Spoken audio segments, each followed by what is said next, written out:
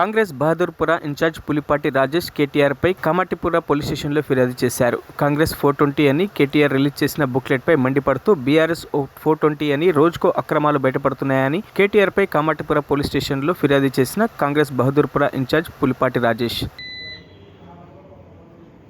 నేను Rajesh Kumar, Bahadurpura incharge Congress party.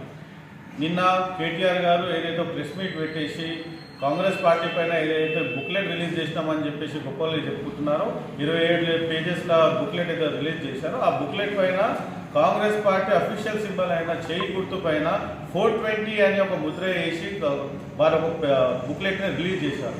మేము కేటీఆర్ గారిని హెచ్చరిస్తున్నాం, కాంగ్రెస్ పార్టీని ఇట్లా ఇష్టం వచ్చినట్టు దూషిస్తే ఊరుకునేది లేదు.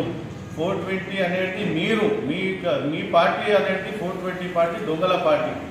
మీకు గుర్తుండాలి, మీరు ఏమేమి చేసారో, ఎన్ని కబ్జాలు చేసారో, ఏమేమి చేసారో, అవకతవకలు చేశారో అన్నీ అనేది డైలీ బయటపడుతున్నాయి.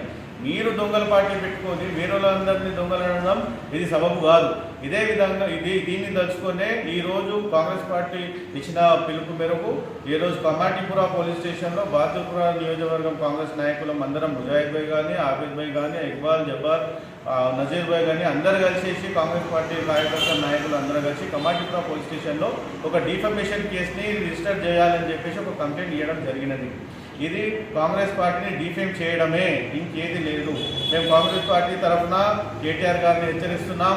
అలాగే ప్రభుత్వాన్ని కూడా మేము కోరుతున్నాం, ఈయన పైన కేసులు బుక్ చేయాలి.